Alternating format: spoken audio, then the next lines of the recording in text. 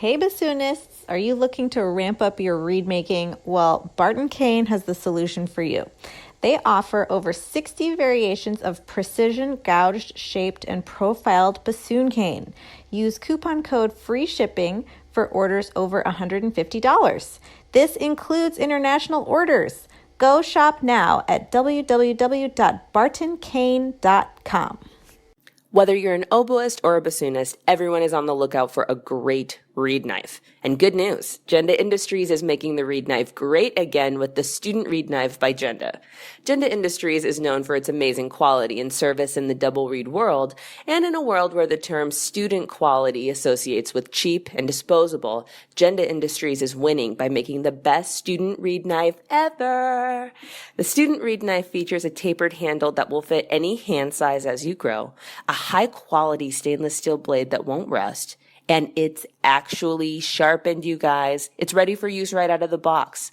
It's designed to be used when learning how to sharpen, and most importantly, since it's a Genda reed knife, it is 100% supported by Genda. Plain and simple, the Student Reed Knife by Genda is the knife you'll want as you start your reed making and adjusting journey. Add the code DRDGenda, that's all capitals, no spaces, at checkout, and get 10% off any Genda reed knife, maintenance kit, reed knife, sharpening book, cutting stone, or reed tool roll. Visit them now at gendaindustries.com. Oh, and they're much more than just reed knives. Hi, I'm Galit Kaunitz, And I'm Jackie Wilson, and you're listening to Double Reed Dish, a podcast for oboists bassoonists, and the people who love them.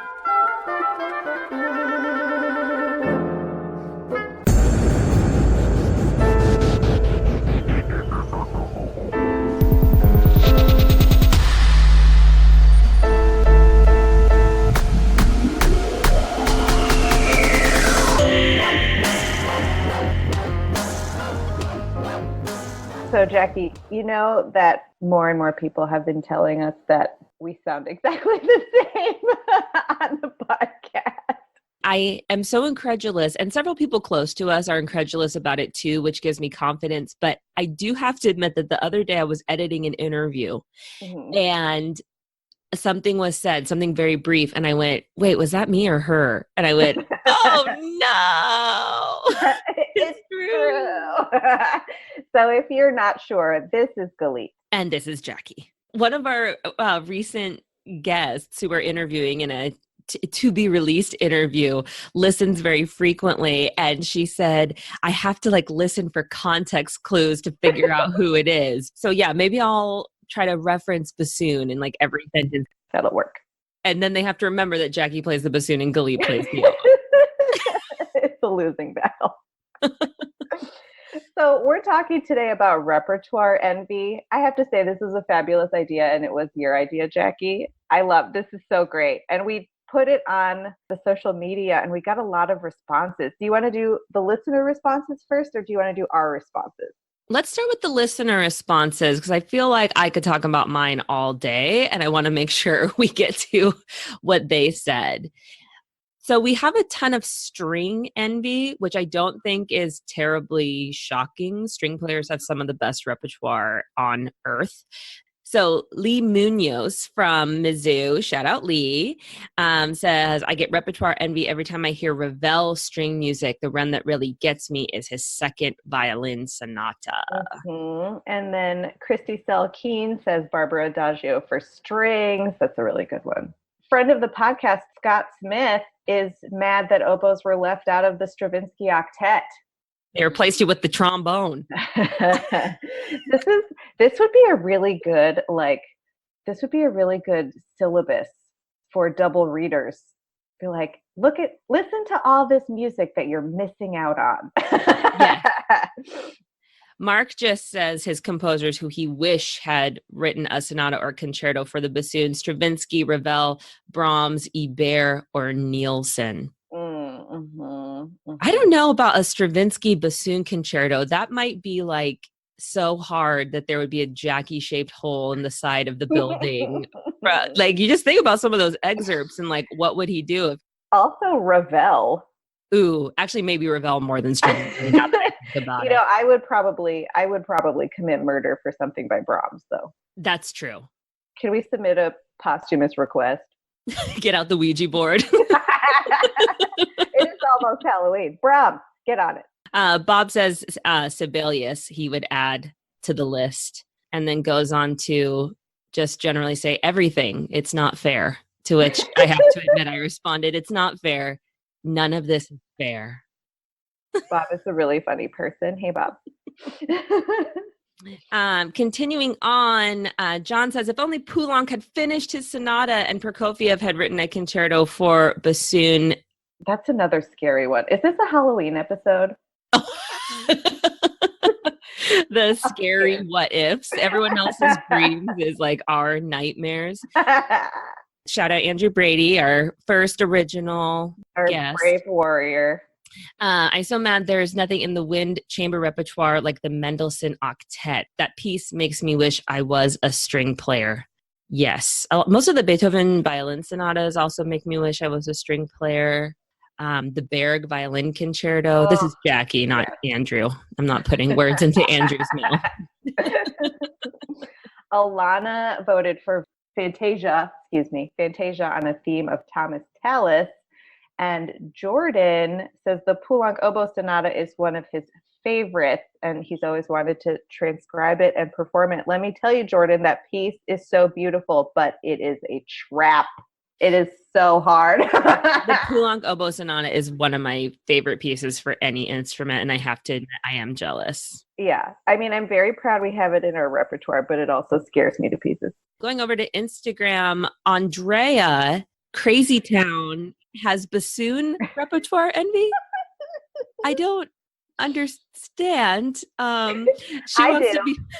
She wants to be able to play the Tonsman Sonatine, which is actually a pretty cool piece. But if I'm going to be jealous of one instrument in the Western canon, I don't know. Bassoon's not it.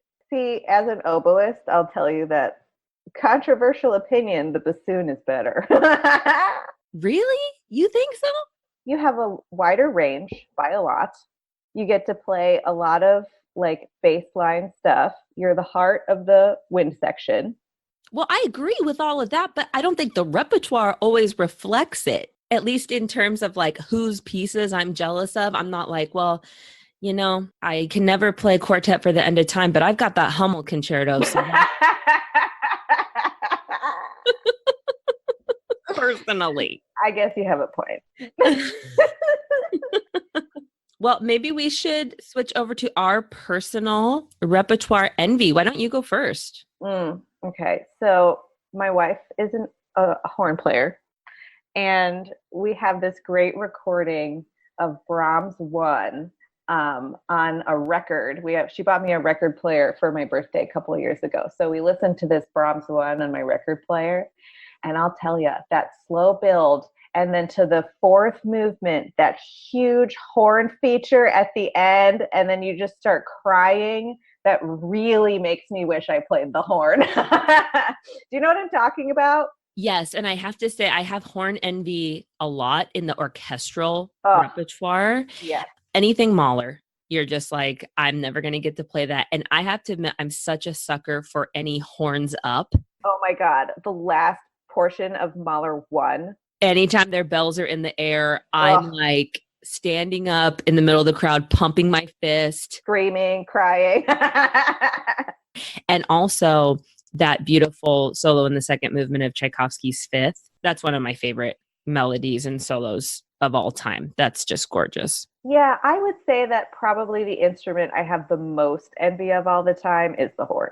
But I do have repertoire envy also for the Bassoon Saint-Saëns Sonata. Interesting. Mm-hmm. It's so beautiful. I mean, ours is really beautiful too. The oboe one is really, really beautiful, but the bassoon one is so special. Well, the bassoon has some special moments, but here's the thing, and I hope that the bassoonist won't like throw tomatoes at me, but its ending, I call it the hoedown, and I don't know what he was thinking. He wrote this beautiful sonata, and then he ends it, there, and it's like, sir, I object. Why are you ending it like this? Why do you hate us? What am I supposed to do with this? So, what is your repertoire envy? I have a lot. I feel like I could be here forever. Since we ended with your bassoon envy, I guess we can start with my oboe envy, which would be the Vaughan Williams Concerto, which I think Oh, is yeah. so beautiful, Hmm. and also the Strauss Concerto. Oh, nothing can really hold a candle to it.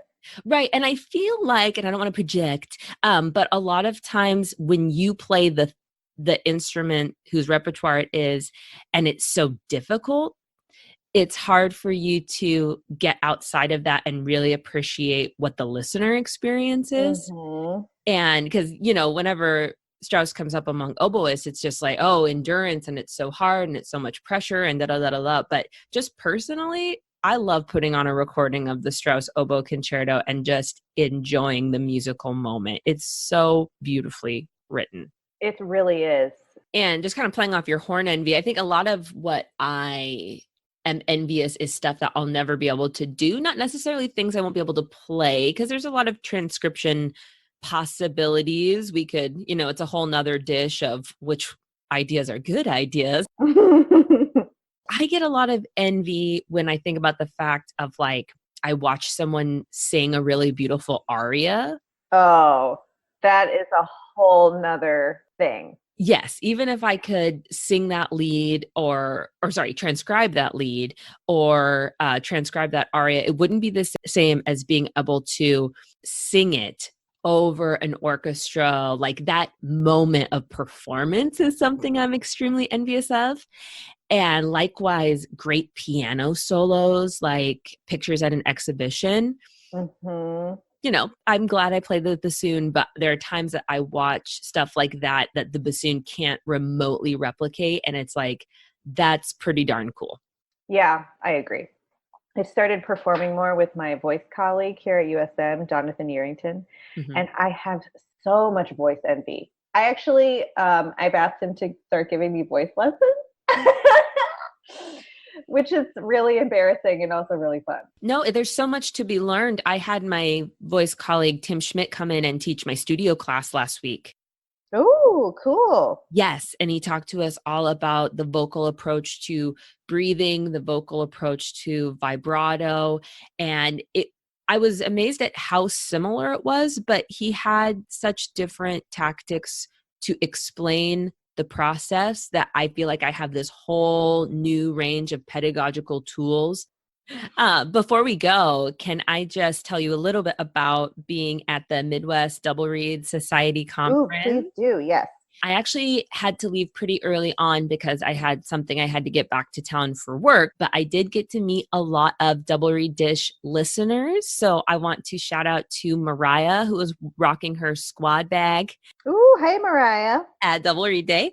And I also want to shout out to a oboe mom. I didn't ask to use her name, so I'll keep her anonymous. But yeah, a mother of a student oboist whose child is getting ready to audition for college and kind of weighing all that decision. And she said, we listened to the podcast together and it has kind of helped me understand the process that he's going through. People will say shady stuff like, oh, what can you do with a degree in oboe performance? And she's like, a lot, 40 episodes worth of double reed players who are making it work. So shout out to Oboe Mom. You know who you are. And it was fun to talk to you. Oh, that is amazing.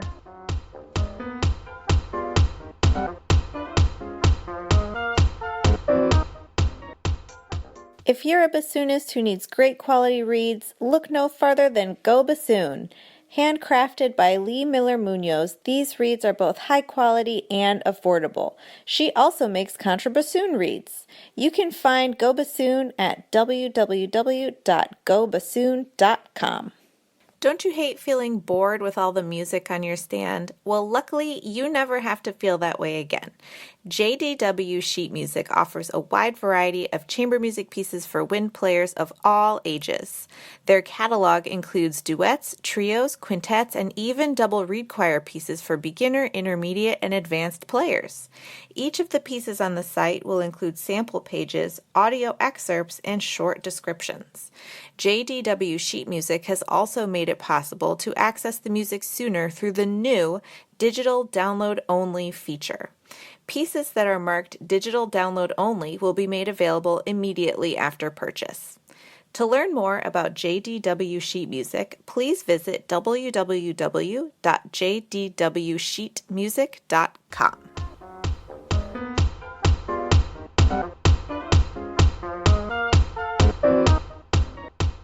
We are delighted to welcome to the podcast Dr. Eric Stomberg, professor of bassoon at the University of Kansas, instructor of bassoon at the Interlochen Arts Academy, and the president of the International Double Reed Society. Welcome.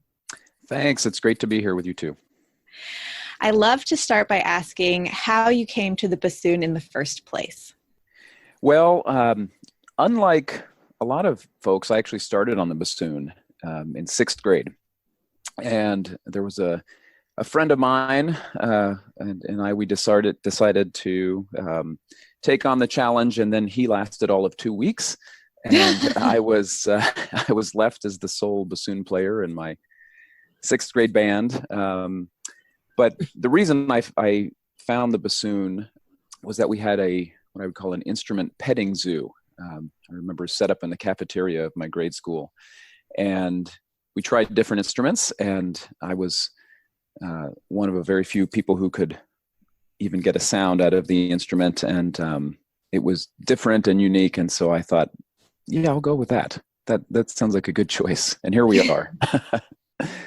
Could you walk us through your educational and training journey and kind of talk us through how you embarked on your professional career? I grew up in New Mexico, and there was a really strong music education pedagogy in the schools. I think a lot of that borrowed probably from the state of music education in Texas, which was very close to where I grew up. And so I think from a young age, I had a lot of really solid training in ideas of rhythm and tone production and things like that. I actually studied with a retired band director who was learning bassoon alongside me. So I had a little different path than some. However, I was very into marching band and also into tennis. I was on the varsity tennis team, and that took a lot more time than my music did. And so it wasn't until really late, actually when I was a senior, that I decided, in high school, that I decided to really looking into pursuing music as a career. And part of that was I realized my tennis game wasn't going to do much for me moving forward. So anyway, I wound up at the University of Kansas as an undergraduate, and it was after a few years there that I really kind of understood what it was to study music professionally or seriously, certainly. And so from there, I went to Cincinnati Conservatory for my master's and doctorate, and a lot of summer festivals and other experiences, of course, over the years, and then started my academic career around 2000 with my first position. Could you talk us in more detail through your journey to becoming a professional musician and, the jobs that you had getting to where you are today? When I think about maybe the spark that ignited all of this, it probably goes back to, as I said, after a few years of my undergraduate degree, I really started to understand what it was to study seriously. And I think there were some experiences over the summers that I had. After my freshman year, I went to my first IDRS conference, which is a long time ago now, and also attended the Glickman-Popkin Bassoon Camp, which I'm sure a lot of listeners have gone to and experienced. And then after the next summer, I went to the Sarasota Music Festival. And I think all of those experiences provided me a different understanding of what it was to be a professional musician, because I had really just been a regional bassoon player, to be honest. Until that point, I hadn't really done anything outside of the area where I lived. So I think that started me on my path of performance and teaching career. Towards the end of my graduate work, I was freelancing and playing quite a lot in Cincinnati and Dayton and Kentucky, other areas around there, and on the orchestra audition trail, like a lot of my colleagues. And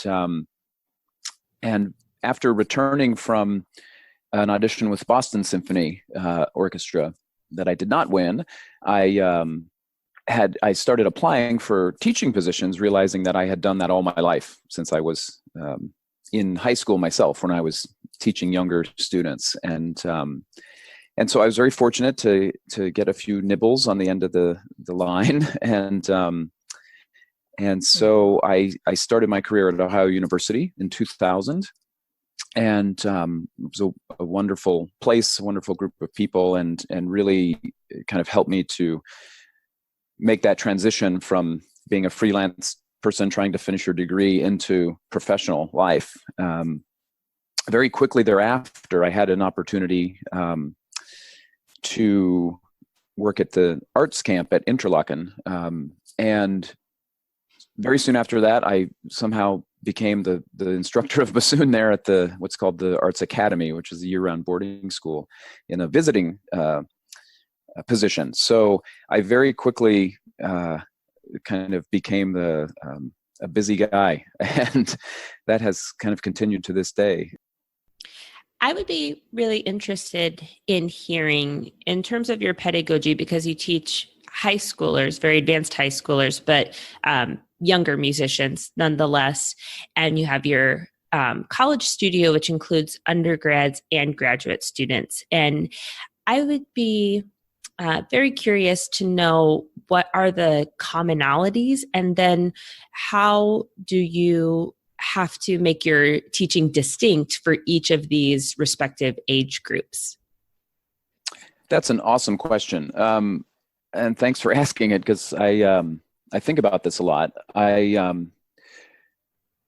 am certainly, I guess, unique. I don't usually like that word. I think it's used quite a lot when it shouldn't be, but I do consider the opportunities I have in my different positions as quite unique, and I think each one helps the other. And so the things that are common, I think, to any of us are strong technical background of rhythm, tone production, vibrato, musical intent, things of that nature, that regardless of what level and what works and repertoire somebody is playing, the more that those things are well handled, the more that the students in that particular area are going to distinguish themselves. And I've been really fortunate to have been able to see that in work, in action, over the last 2 decades now, or approaching 2 decades. I think specific with how working with the younger students affects me, it certainly keeps me grounded and keeps me, working with the types of things that if I were just working with graduate students, I might not keep a focus on. I think it has helped also to when my doctoral students are preparing for job interviews and attaining positions, that experience that I have on a regular basis just helps to keep me informed all the time. And then certainly the quality, or more importantly, the level of playing of the advanced students.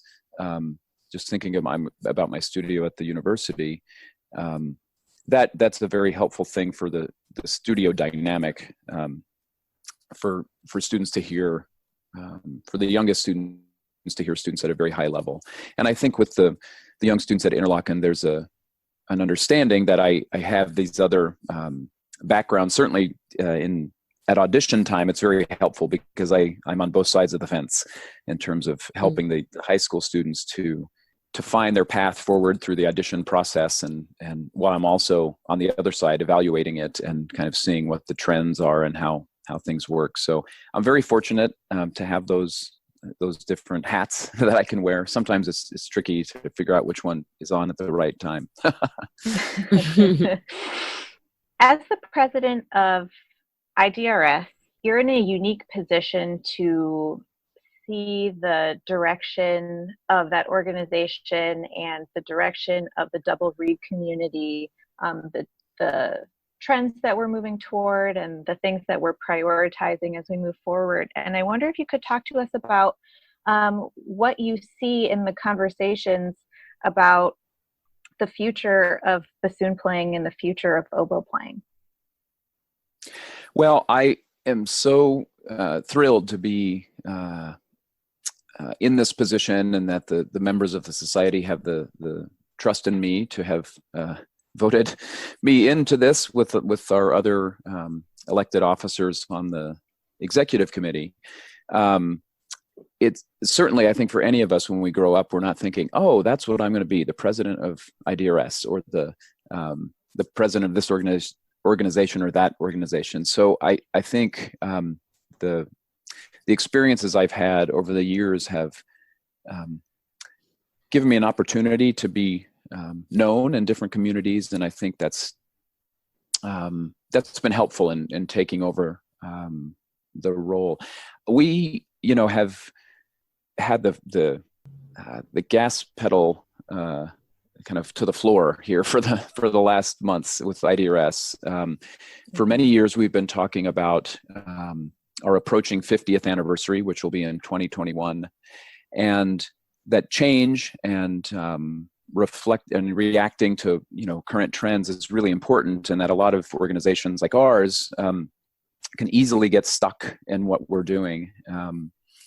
And so, as you all know, we have kind of revamped our not just our website, but I would say our brand. We've looked at what it is to be a member of IDRS, and I think as part of that, we've been reaching out to our members and to non-members, and so that gives me a little better background in answering your question. But I think there are more there are more people playing our instruments around the world than ever before, and to go to different parts of the world and to see the enthusiasm, certainly that was present in Granada, to see so many young double reed players. There were over 1,500 people at the conference, which I think was probably one of the largest we've ever had. And one of the reasons was that the youth movement, as I call it, was significant. And that was really wonderful to see, because I went to recitals and concerts and saw the eyes of these young people, and how the experiences that they were having kind of took me back to, recitals and concerts that I remember when I was in Sarasota or at the Glickman Popkin thing, and just my mind was changed.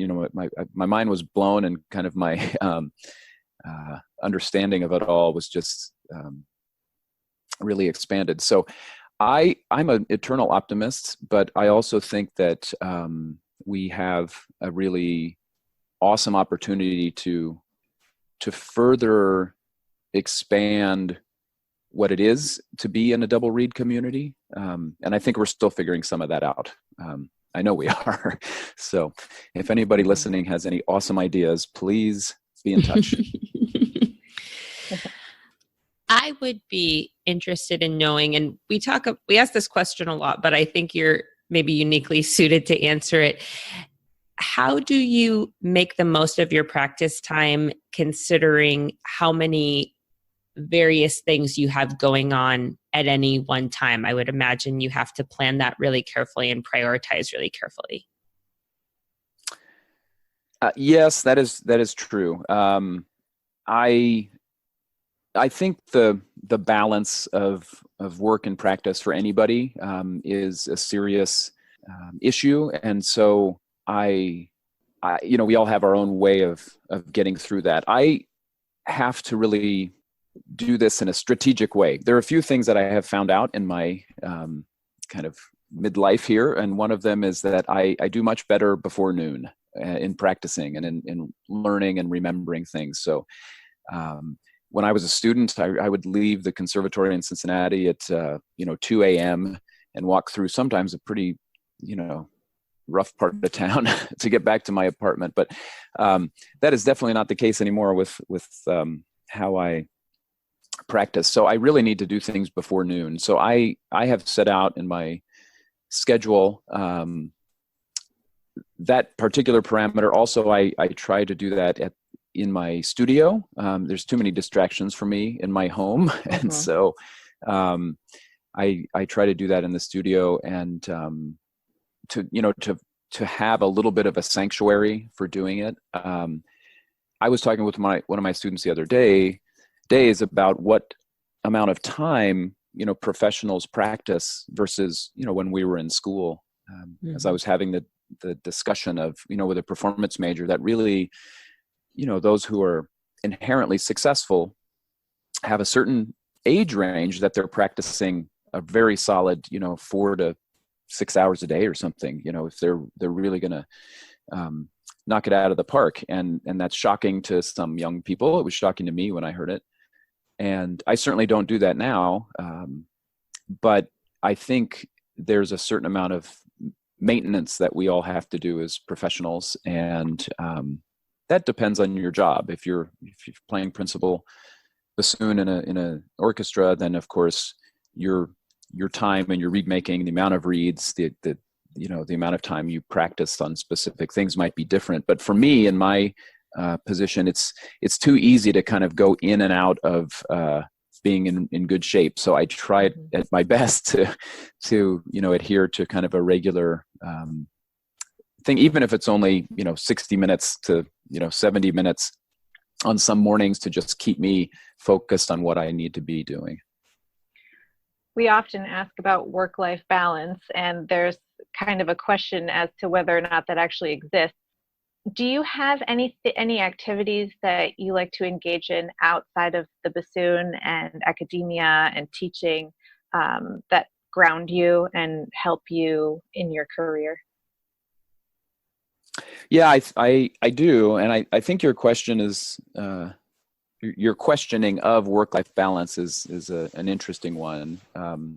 I think for a lot of us, it's more like work-life equation, and it doesn't always equal, it equals more than the sum of its parts, or I don't know, the sum of the parts are more than people can handle sometimes, which is unfortunate. I think that's, we're all trying to find the balance so that we can give as much to our students, the appropriate amount to the ones we're teaching, to those we're interacting with professionally, and of course to our families. But having said all of that, during the busiest time of my life, I certainly gave up my tennis playing, which I did way back when, as I had said. And so I've reconnected with the game, which has been really helpful for me in the past 3 years. So I just played yesterday, actually. And it's something that I think fulfills a requirement that I talk to my students about, which is they really need to have something to do that allows them to not think about the thing that they do. They're, their things. So you've got to get away from it somehow. And I have found it very helpful because when I'm out, training or playing tennis, it's pretty hard to think about the soft cane that I was annoyed about, or the, a student who hadn't practiced up to their potential, or administrative situation that's frustrating. And I think probably like a lot of people listening, there are things that really help press a reset button, or just keep us real and provide some type of balance. I don't know, the exact balance, but certainly it helps for me. Mm-hmm. You have a lot of young people eager to study with you. So I kind of have a two-parter. What factors do you consider when deciding who you accept to work with in your studio? And piggybacking on that, are there common things that you notice yourself saying or remarking upon across student playing? Are there things you find yourself saying over and over again? I've tried to boil this down over the years to what it is that we are looking for in a student, or that I'm looking for in a student in my studio. And over many, many years now, probably, well over a decade, I've come down to the three things, or the three buckets. There has to be a certain level of talent. There certainly has to be work ethic. And the last one is patience. There has to be patience to allow the work to ultimately be successful. And that's a hard one to know. That's actually what I have found in many, many student situations is the problematic one.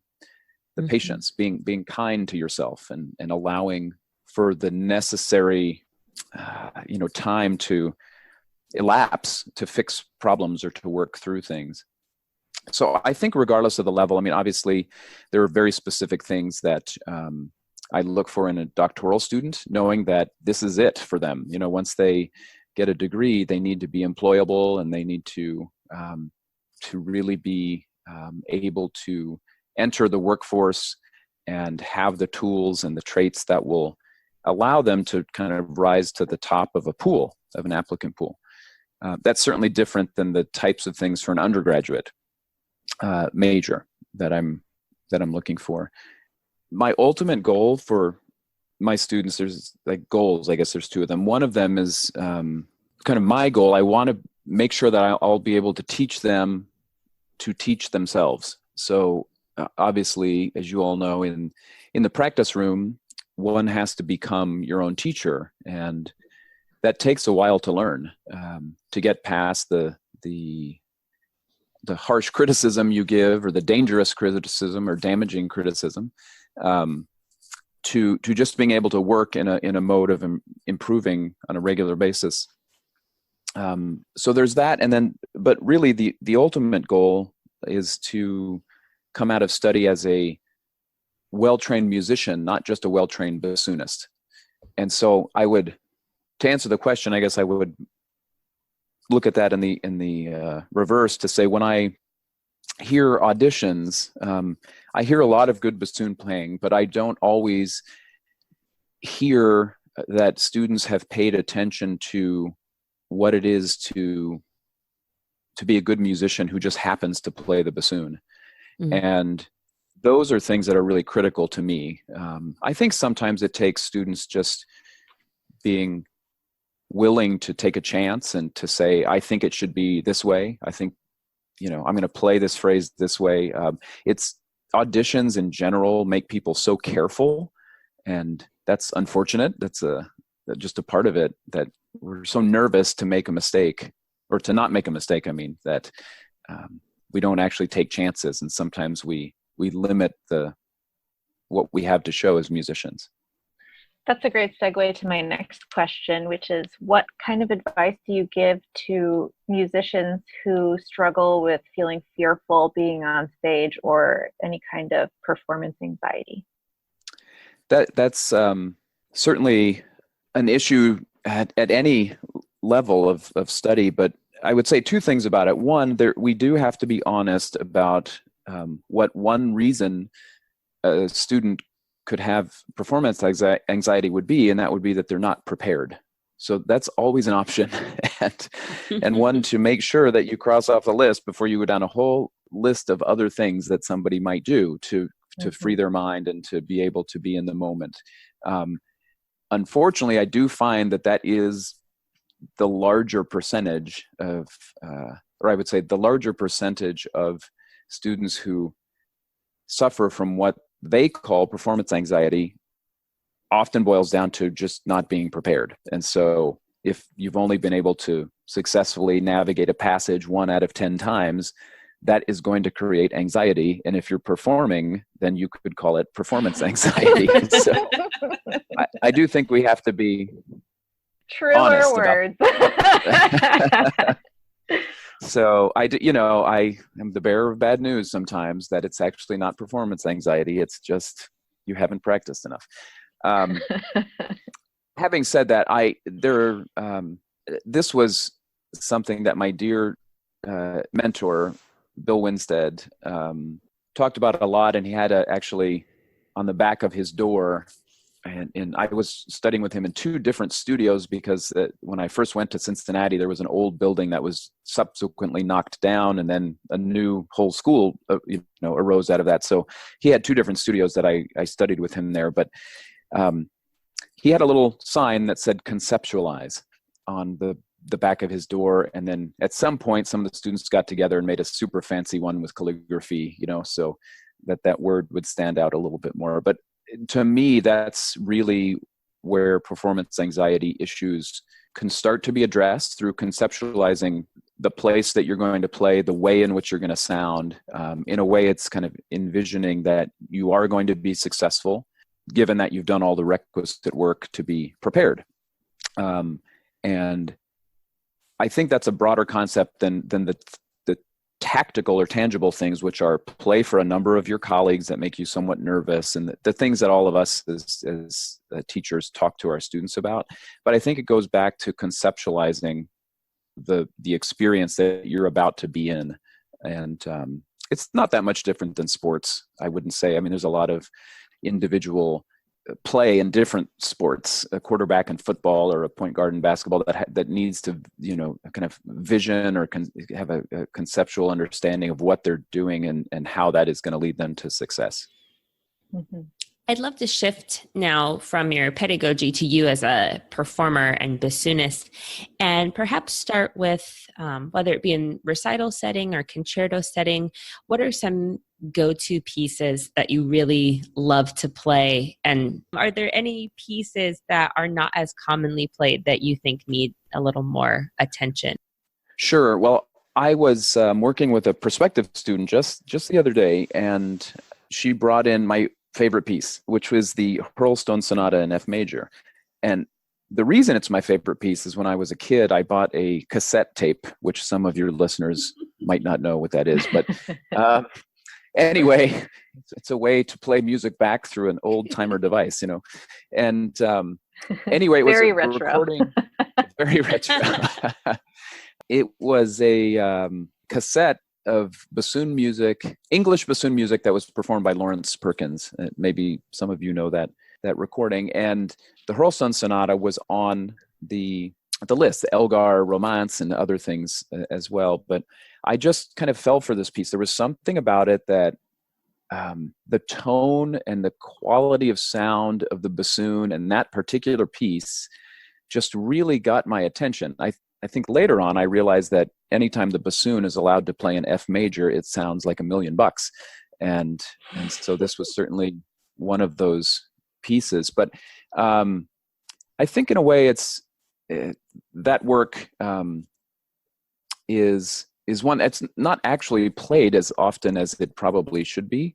The piano part, as many know, is very demanding, and so it could be problematic on that level. And but I think that's a wonderful piece, that one of my favorites. I was accused of one of my dear colleagues when I was going to teach at his, or do a master class at this person's school, and he said, "That piece again? Like, don't you know anything else?" As for pieces that are hidden gems, I've never been one to have a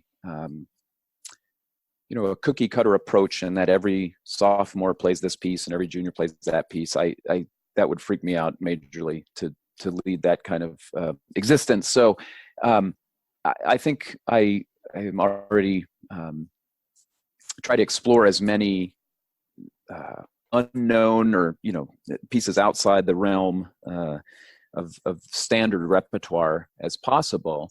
And so I do think that young students should really be approaching the study of music in a way that they need to explore new things. We have so much music being written for our instrument that some of it's really successful, some of it might not be, but that's no different than other works in from decades or centuries before. I do think it's really critical that students start to think about music selection with a more diverse and a more kind of inclusive nature of what they're saying when they pick music for a recital. So we have to play the war horses and understand some of that, but we need not do that solely we don't need to only play pieces that everybody knows. And so I think it's quite important to explore new music, and there are a number of competitions and competitions and conferences and new music festivals and things where pieces for our instrument are being written. And I think it's important for students to know about that and to look at some of those works, to listen to them, to add them to the repertoire. So I don't actually have any, specific, hey, I think you should look at this or that. I do always have to plug my doctoral research. The composer of my doctoral research, which was Victor Bruns, who was somebody who never really promoted his own work, as he grew up in the former East Germany. So it was very difficult to actually get things disseminated. But I think for a lot of people, they're not new, but they are works that perhaps provide a different flavor on a recital, and certainly a different type of music that was written by a bassoonist for bassoonists. So I'll put that plug in there. Can you describe your approach to reed making and maybe give us some best practices that you have found? I'm happy to. I often tell my students that at the end of the day, when they are making what we would consider professional reeds, that it would probably be hard to answer the question of who taught you how to make bassoon reeds with only one name as the answer. And I think that's true for me also. I grew up in a very much hodgepodge reed making situation. As I said, I studied with a retired band director who was learning bassoon alongside me, and he didn't make reeds. So I remember in junior high going to a band camp in New Mexico, in western New Mexico, and learned how to make bassoon reeds from an oboe teacher who was kind of reading a bassoon reed making manual. So I started with some very strange stuff, and within 3 or 4 years, I had a variety of reeds, some that had 3 wires, some that had 4, some that had 5. And at one point I thought, well, the rounder the better. So how about a 6th one? That would be excellent. And over the time, as I became a serious bassoon player, I guess there are 3 names that kind of stick out. Certainly when I studied the method of reed making by Norman Hertzberg, that has affected me greatly in my reed making. What I call my grand teacher, Saul Schoenbach, and some of the tools and things that he worked with in when he was kind of a pedagogue, and also, of course, a performer in Philadelphia. And then Arthur Weisberg, who I spent some summers with at festivals, who would never quite deliver the reed making method with eternal optimism, but rather very clear and sometimes the harsh truth about it. I remember being at a festival, and he looked at one of our reeds and he said, "Primitive," and and handed it back.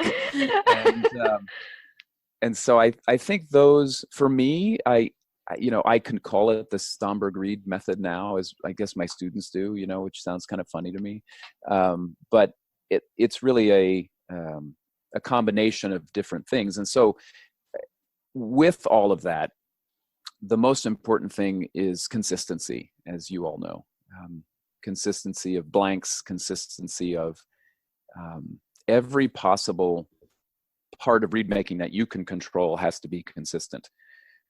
And over time, we learn how to try to select better cane and to get rid of cane that we know is not going to be successful because it's curved or it's bent or it's gray instead of golden in color.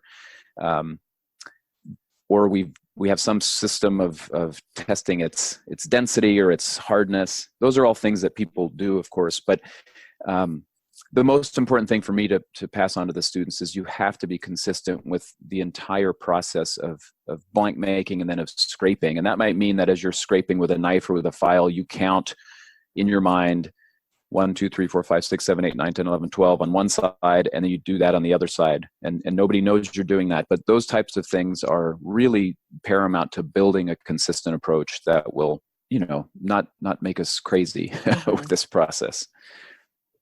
One of our requisite questions is to ask our guests to tell us about a favorite memory of a past performance. And we thought it might be fun to put an IDRS spin on it and have you tell us about a memorable performance or experience at a IDRS conference that you've had.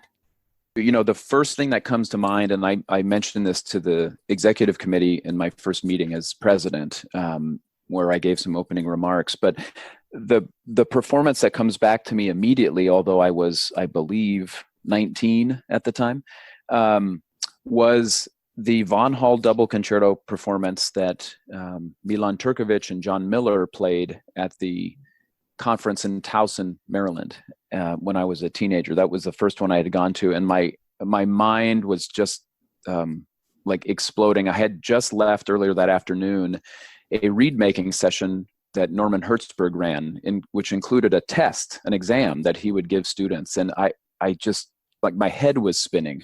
and so from there I go to this concert, and I just had never heard the bassoon be so beautifully played and with such resonance and projection and fun. I mean, that's a silly piece for those who know it, and it's just a lot of fun. And I think that performance, certainly in reflecting back on where I am now, is quite symbolic to me. I was able to actually present John Miller with an honorary membership to the IDRS 2 summers ago in Wisconsin, and I told that story, and I think he was moved by it as well, but I got all choked up, just thinking about it and thinking about how our lives intersect and cross paths in different ways. I guess my own performances at IDRS, there's probably 2 of them. We've played a few times in a group that is called the Men Who Don't Bite, which is a bassoon quartet that includes me and Barrick Stees, George Sakakini, and John Sherwin. And that title of the group refers solely to our embouchures and only to our embouchures. That's the whole point. We feel like, as performers and pedagogues of the bassoon, our whole plan is not to bite on the reed, so hence the name. But we've done a number of arrangements of piano trios, string quartets, piano quintets, and those performances have been a lot of fun. There've been a lot of excitement in the hall when we play, and so for those who have played at conferences, sometimes those can be very nerve-wracking because, everybody who knows everything about your playing and your, what the difficulties are of your instrument is there in the hall. And so it's certainly a different kind of environment than just playing a concert somewhere where the audience is not all double reed players. But I guess that's probably what comes back to me the most vividly. One of my favorite questions to ask is what advice you have for a young musician who aspires to have a career like yours. There are a number of aspects for aspiring bassoon players that I think will lead them in a better path. But the most important one for me is that they've got to find a way. Students have to find a way to be kind to themselves and to be able to work through the process. I mean, us professionals do as well. We can be hard on ourselves if whether it's performance or reed making or something, that's not going as well as we want to at a certain point. But certainly with students, I think there's such an importance, which I have seen and been super fortunate to see, but between the ages of 16 and 22, perhaps, there's a lot of, that's the ages where I find the most enormous progress is made. And so if somebody spends half of those years kind of beating themselves up and diminishing their potential, it's really, really damaging. And so I, as a teacher, kind of, I take that head on. I often talk about it in multiple lessons for students who I worry are not being kind to themselves and not allowing the room for for progress. The other things I would say, listening to different types of music is super, super important. I would often find myself what I now call overdosing on a certain piece. I remember the specific works I would overdose on. One of them was the G major string quartet of Schubert. I heard it at a festival and fell in love with it and listened to it every day for 6 months. Mm-hmm. And we all have those works that we, as like, maybe that's not the right word to use, but if there can be such a thing as a positive overdose, I guess that would be it. But that level of kind of digging into a piece and really orally understanding the structure and how the thing is put together is really important. And so I do find sometimes that students are so busy trying to become better bassoon players that they kind of forget about the listening aspect of different types of music, which is what gives you the palette from which you can pull colors and put things together. Mm-hmm. So I think those are the two things I would mention. It has been such a joy to have this conversation with you today. We would love to close by having you tell us about some things that are upcoming that you'd love for our listeners to know about that you're looking forward to. Excellent. Well, we've got here at the University of Kansas a double read day coming up. It's in October, so probably by the time people listen to this podcast, it will have happened. But I mention it because my dear mentor, Bill Winstead, is coming to join us. And having been a part of his big retirement bash in Cincinnati last December, he has now retired from Cincinnati Symphony as principal bassoonist after many, many years there. But to see all of the students that came back for that event was incredibly emotional. And so to have him here with us and to play alongside him is very exciting. Other things that are coming up are, I guess, IDRS events that are important to our listeners. The conference next summer is in Tampa, Florida, in July. Maybe not the greatest time, but they do have air conditioning there, so everybody should come. And just like all of our conferences, there are competitions for students in different ages that are really great to take part in. So I hope people would look to that. The kind of the major project on my schedule, and now if I put it on this little podcast, I will have to hold myself to it. But for a number of years, I've been working on what I would call the Stomberg Milde project, which is a kind of a performance and pedagogical approach to the Milde concert studies, something that a lot of bassoon players play and a lot of bassoon players teach in different ways. But my intent was to put together my work that I've done in South America, specifically in Colombia, but also other countries in South America, to kind of have some of our incredible passion for these Milde concert studies translated into Spanish. And so I'm planning some different volumes of these things to be released on YouTube or some other source like that. So stay tuned for that. That sounds awesome. Thank you so much for being on Double Reed Dish. What a great conversation. We're so excited to share it with our listeners. Thanks. It's been awesome joining you all.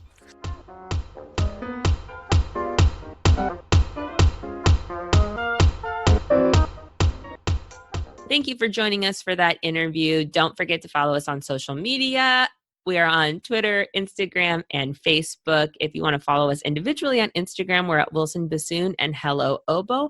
Don't forget to rate us on iTunes. We would really love and appreciate if you can do that. And you can listen anywhere you get your podcasts, Apple Podcasts, SoundCloud, or YouTube. Our guest on the next episode of Double Reed Dish is Dr. Mary Ashley Barrett, professor of oboe at the University of North Carolina at Greensboro. Jackie, it's time to end this nerd parade. Go make reeds.